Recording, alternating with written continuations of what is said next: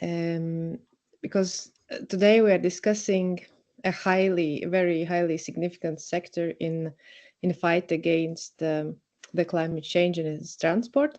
And this sector is not only the largest in terms of emissions, but also one of the most challenging when it comes to reducing them. And the complexity lies in the fact that there are many decision makers involved in shaping the transport system. Because when choosing the mode of transport we travel, each of us considers different factors. Some of them are, I would say, purely rational, such as the technical availability, some infrastructure limitations, or the cost of travel. But on the other hand, there are these more complex factors and aspects shaped by our lifestyle, the information we have, our values, our emotions, and many other influences. And municipalities in the transport sector, as well as another sector, have a significant role to play, because they can take action in improving, I don't know, infrastructure for active mobility modes. They can work on expanding and improving the public transportation systems. They can even introduce financial benefits to support some specific initiatives. Or the other hand, they can work on these, how are they called, carrot and stick, the stick approaches that limit the pollution in particular areas or reduce even the fossil fuel consumption. And today we will hear these examples from two municipalities, I hope, that they which have agreed to share their best practices and experience in these areas, and we will hear about specific examples on these measures. At the same time, I want to again get back to the information I started, is that we must keep in mind that whether these desired results are achieved ultimately depends on us, on people, whether we are willing, whether we are ready to accept municipal policies and integrate them in our daily lives. And for this to happen, I think two aspects are very crucial. First, it is effective communication with citizens. It's essential to ensure that they receive the necessary information from the municipality, and at the same time, the citizen have the opportunity to be heard by the municipality. Yes, and I think this is the best way that helps to build the sense of ownership and acceptance of different measures and policies and incentives. And second, in my opinion, we should view climate neutrality as an opportunity, yes, to drive innovation, to encourage creative, community-driven solutions, to foster long-term commitment to sustainable practices, to promote active lifestyles, healthy lifestyles, support local businesses, and so on and so on. So in this way, this green transition won't feel like something being imposed on us, but rather something we generally want to be part of. And in this context, transportation system, of course, plays a crucial role. In our project, we implement these ideas through specially developed modeling tools and their application.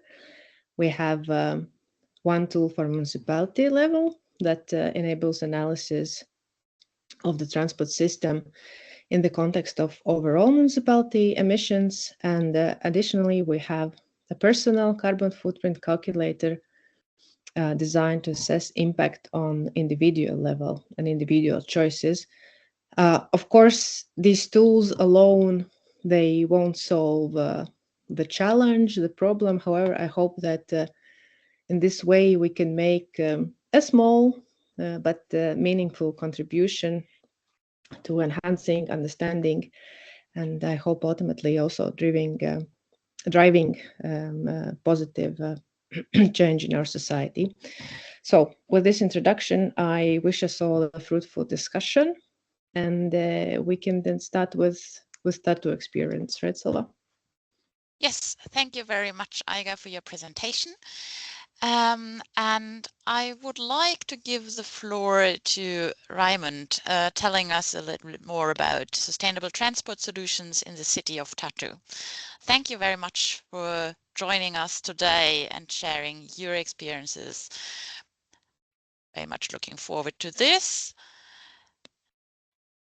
Well, you have the floor. Okay, thank you so much. I hope you can see my slides also now.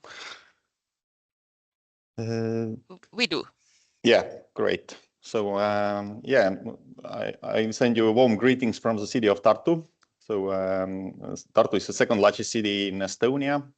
And of course, we as a university city, we are always trying to be the pathfinders in different trends and important challenges in the society. And that's also including the sustainability and the sustainable city management. So today we will speak about sustainable mobility, sustainable transportation, and just to open a bit a strategic view how we are seeing the sustainability issues here in Tartu. So we have our energy and climate action plan, which is until year 2030. We are also one of the cities which is participating in the European Union mission 100 climate neutral cities in Europe by 2030. So we are the only city from Estonia in this mission. And then also we are with a few other Estonian municipalities participating in the mission adaptation to climate change. And then also we are promoting Tartu as a green tourist destination. And we have during a few years in a row received the recognition at the world level. So right now we have the platinum level that is awarded to our city. But that's a strategic plan. What we have for the mobility, you can see the main modes on this graph here. So basically, we have had the same problem like, let's say, many other countries and cities in Europe. So we have had a really high share of using of car in the city. And this trend is, of course, also dependent on the economic growth. When the economy is doing well, the number of cars is also growing.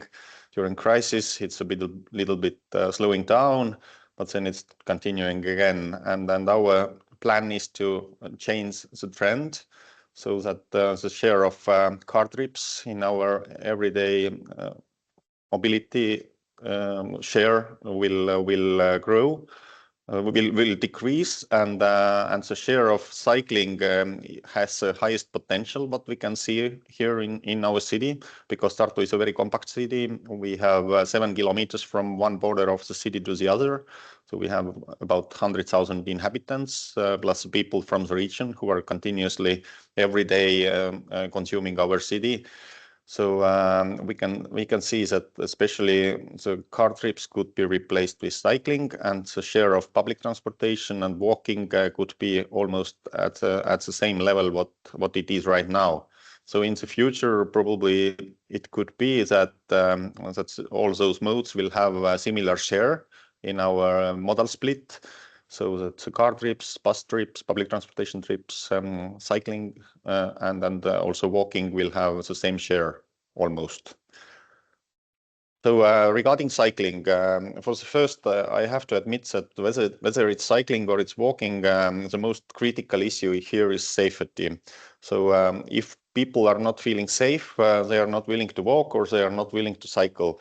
And that's why developing this cycling path network, it's not only to enable the bicycles to drive faster in the city, but it's also to separate pedestrians and cyclists, because it's really important from the safety point of view. And as we have more electric motors appearing on the streets for two-wheelers and three-wheelers, so we can see that the pedestrians are not feeling so safe. And that's why separation of those two groups is really important. And we have in our master plan pointed out what will be the cycling path network in the future. So black lines here on the screen will be the main network, and those blue lines will be the supportive network. So year after year, we are constructing sections of this network to arrive to this final destination to have all the network ready. So of course it takes time because we also have more than 400 kilometers of streets here in the city, and it takes some time to have everything ready. But it's every year we are constructing the next sections.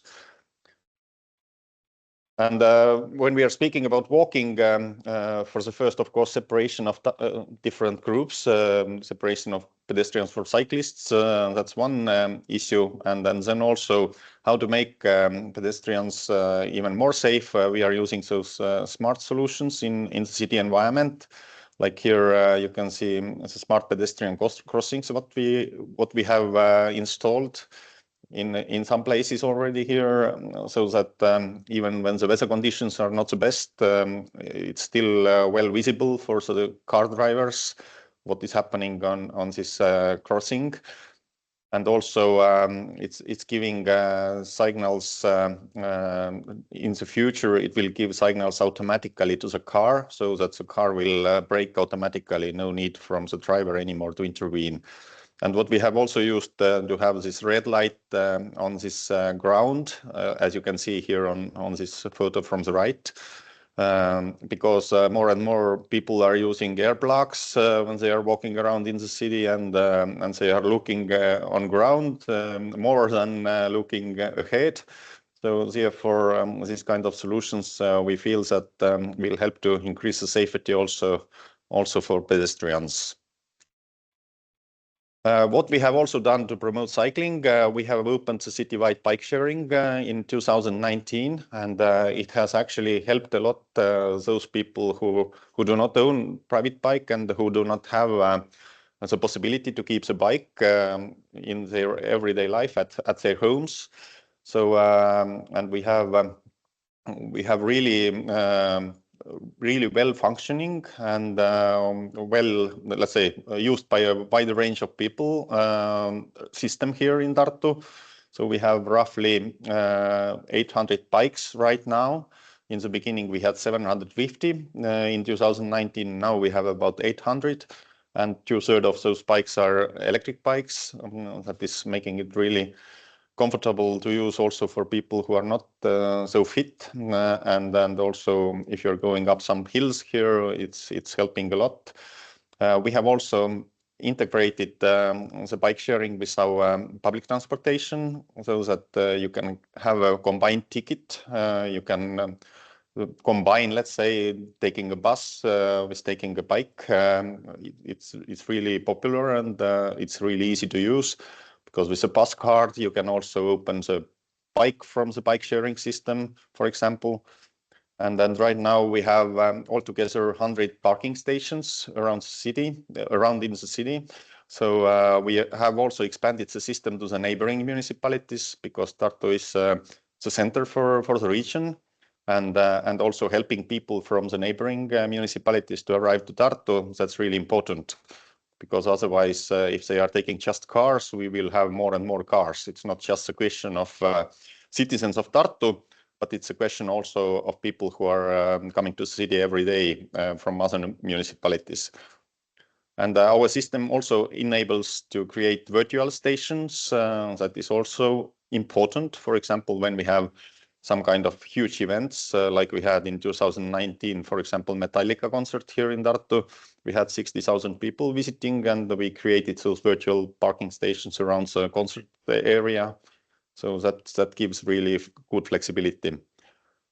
We have also opened the cargo bike rental to help people to understand that it's also possible to take care of exporting of not exporting, but carrying of goods and the carrying of children in those cargo bikes.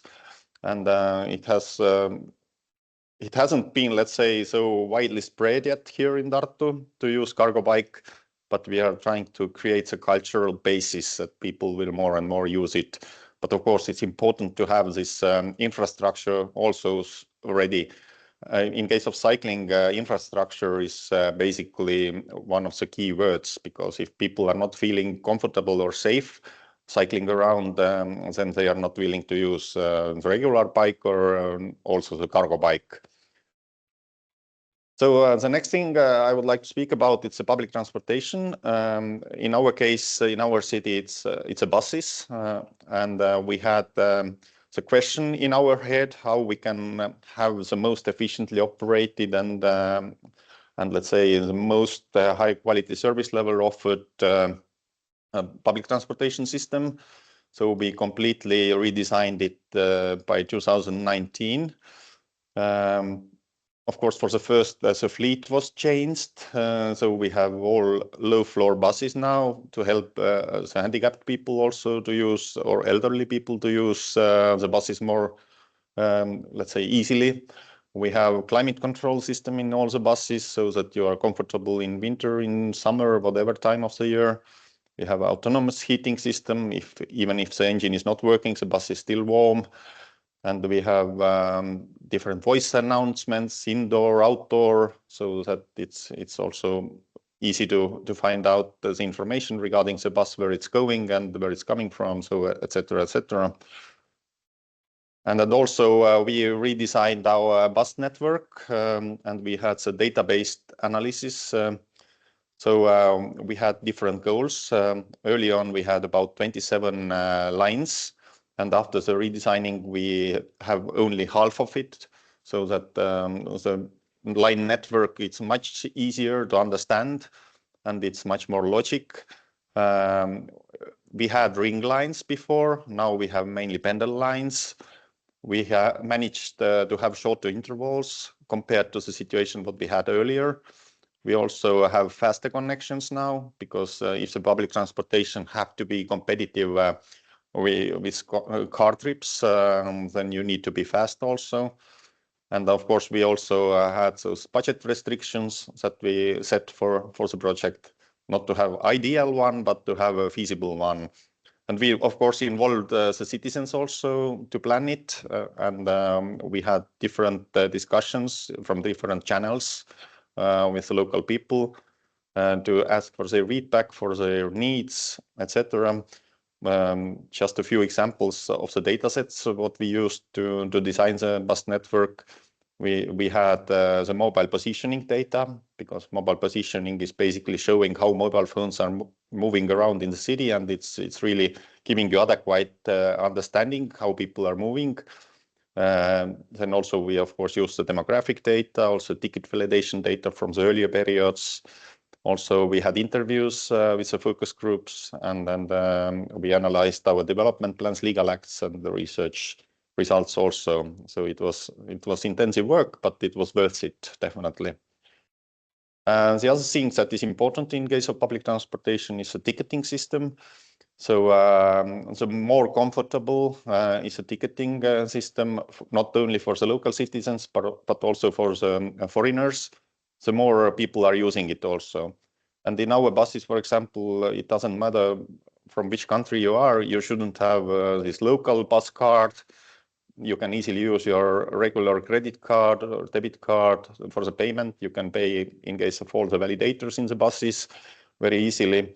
And it's really smart, even if you're not using the bus card, but you are using your regular credit card, it's calculating you the daily ticket. For example, if you have used public transportation more than 3 times a day, it will automatically calculate you the daily ticket, and you don't have to pay anymore for the next trips. And from March this year, it's the next month, we will have also the possibility to buy a period ticket on this bank card. That will also give much more flexibility for us here. So also we are testing, of course, different new solutions like self-driving vehicles, electric buses. We have a collaboration with the local companies who are producing those vehicles, and we are also having collaboration with the University of Tartu. that is also developing in their lab those services needed for self-driving vehicles. And especially what we can see here to use it for the last miles. I have showed here with those blue arrows, for example, the locations where it could be used, where the walking distance will be a bit too long, and where it's not possible to have the public transportation with normal buses to be operated. So there it could be a good idea to use those let's say self-driving electric buses, smaller ones also. And regarding electric vehicle charging, for now, it is clear that the private sector interest is so high, so the municipality doesn't have to intervene anymore. But in the past, it wasn't the same situation. So in 2018, we also, as a municipality, we installed the first electric vehicle chargers here in the city. And then those with a European standard, because early on we had CHAdeMO standard chargers, which were covering Estonia quite well already, but we didn't have this European standard chargers still. And then we as a municipality, we made the first step. And then afterwards, of course, the private sector has seen many opportunities here, and then they have installed many chargers. So we are not anymore dealing with it. And in the future, we are expecting to have more and more so-called multimodal hubs in case of mobility in the city, where you can easily switch from one mode of transportation to the other. For example, if you are walking, then you can take bus or bike or electric vehicle in this mobility hub, and then etc. So it could be helping a lot of people to switch easier from one mode to the other, and that also gives much more opportunities for planning your everyday trips better, and it will help, in our opinion, to use more sustainable modes of transportation here in the city. So that's shortly. Good morning, everyone. I'll start with introducing myself. I am Veerle de Meijer, and I work for the team of mobility since 8 years now for the city of Mechelen.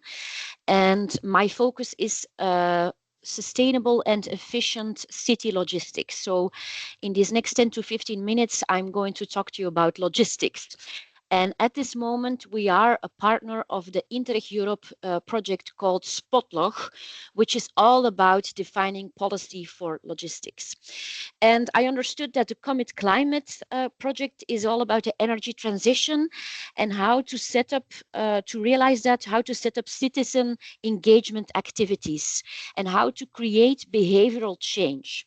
So in this presentation, I focused on how realizing this behavioral change for a more sustainable city logistics. But let me start by introducing my city, first of all, before I start talking logistics.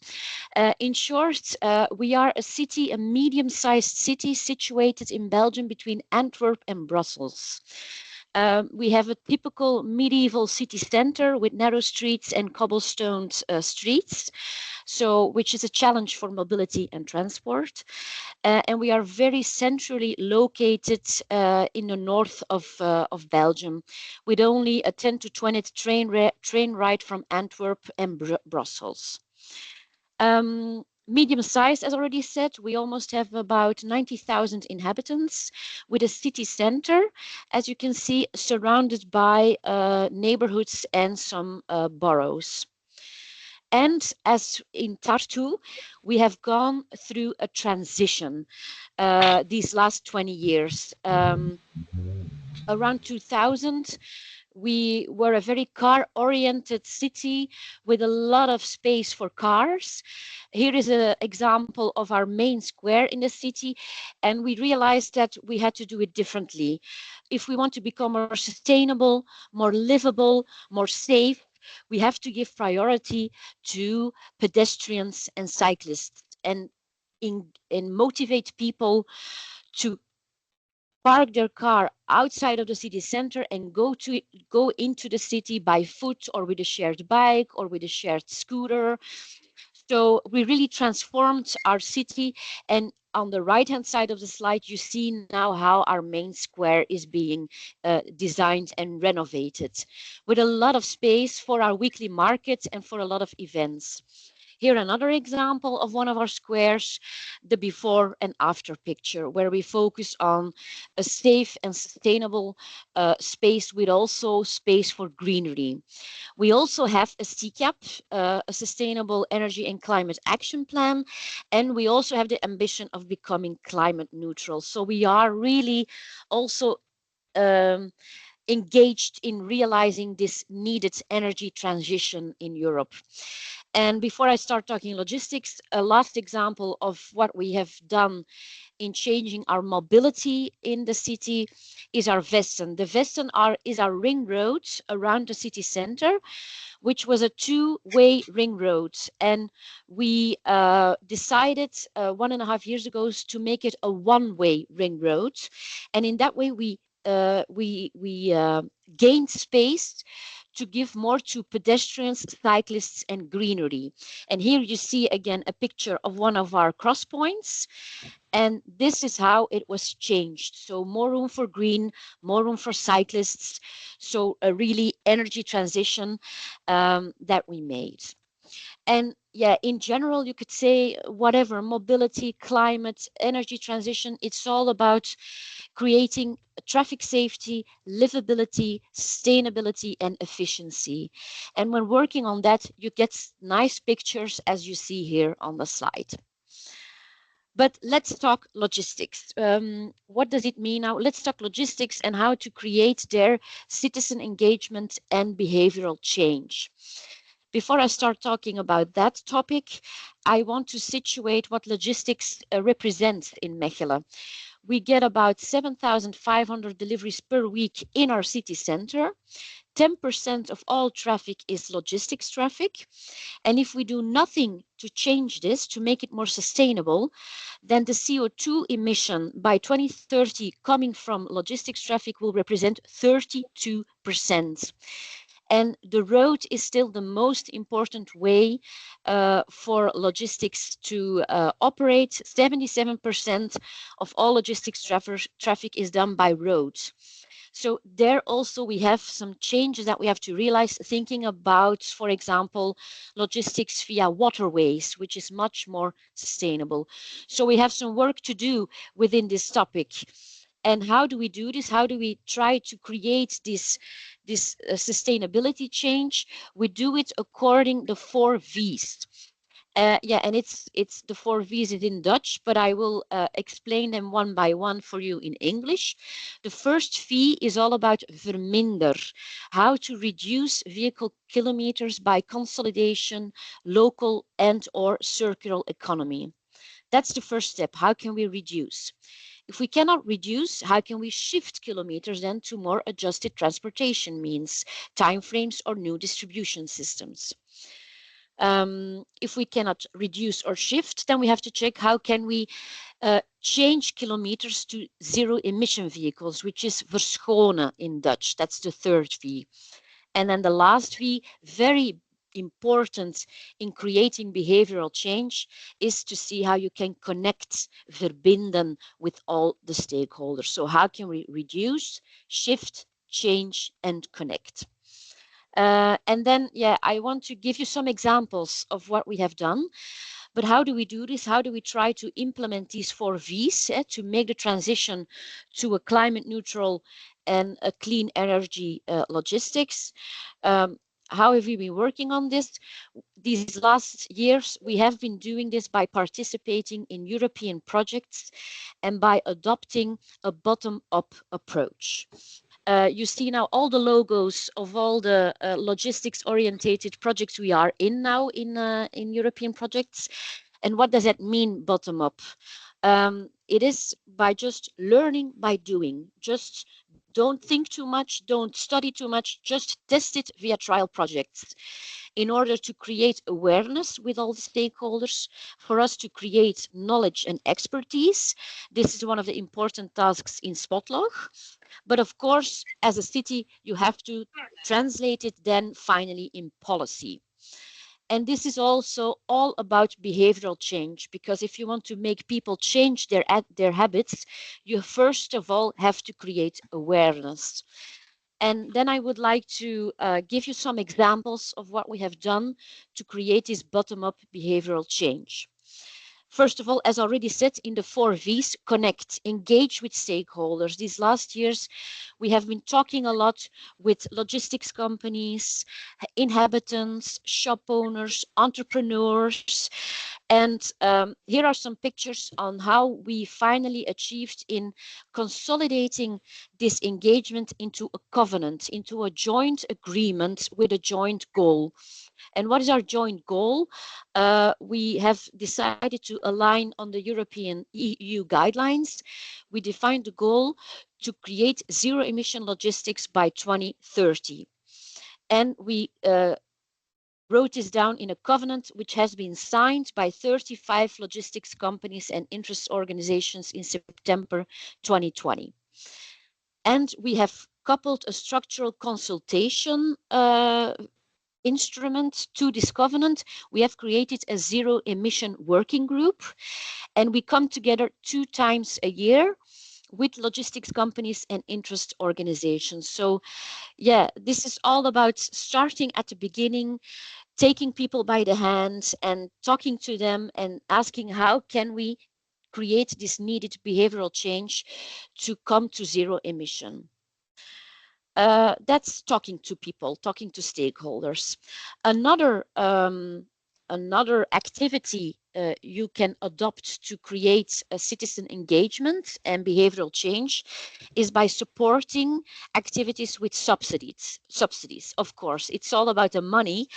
What we did, for example, is we published a subsidy scheme to support Mechelen entrepreneurs, to support them in the purchase of a cargo bike. The cargo bike is a nice tool to do transportation in city centers. Studies prove that 32% of all goods could be delivered with a cargo bike. And at this moment, we are only at 2%. So there's still a lot of gain to be achieved. And what we did is we said, if you want to replace your car or van by a cargo bike, we will support you with a subsidy with a maximum of 5,000 euros, and with a maximum we will cover maximally 50% of the total cost. And we have done this for 4 years with a decreasing budget, and we have been able to support with this scheme 40 companies, and on the pictures you see some examples. Another example of supporting with subsidies is our pilot project that we have done in cooperation with the City Hub and a bike courier, how we can engage the shop owners in the city center. We propose them not to have their goods being delivered at their front door, but in a city hub, to have the goods consolidated there and brought to them by a cargo bike. So in that way, we realized a zero emission last mile. What did we do via a European project? In this project is we opened up the discussions with shop owners. We developed a calculation tool to see what they could gain, and we financed the last mile done by the cargo bike. Another example of supporting more sustainability and behavioral change through subsidies is that we supported the use of shared cars for entrepreneurs.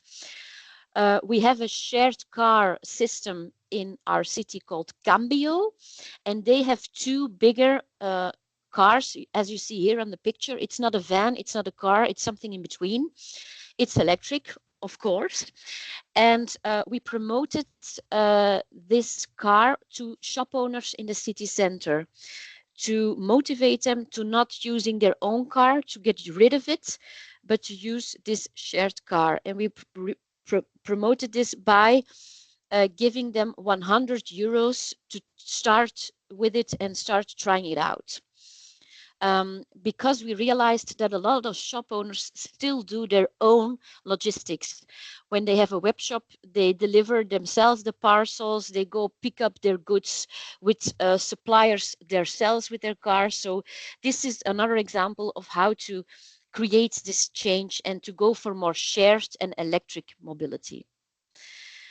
And then the last example, as you can see, to achieve this behavioral change and this energy transition, there's not one miracle solution.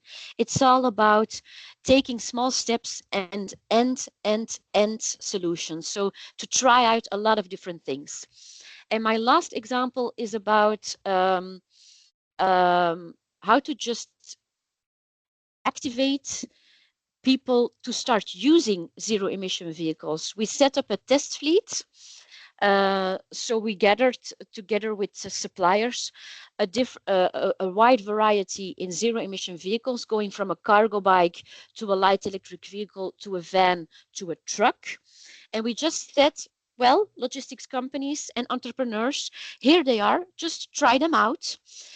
So we engaged 30 participating companies that tried out this variety of vehicles, because we realized that there are still a lot of, how do you say that in English?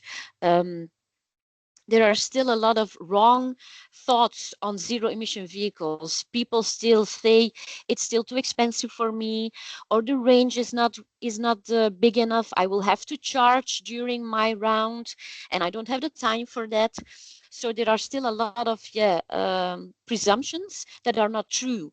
And it is with this project that we wanted to get rid of those presumptions and convince people to really start using zero emission vehicles and to really realizing this needed change. And of course, it's also all about communication. And we do a lot of stuff via our own social media channels, especially on LinkedIn. And we have a city magazine that is published every month, and is being distributed to 100,000 people in the city and outside of the city. And these are some examples of articles that we have published on sustainable logistics.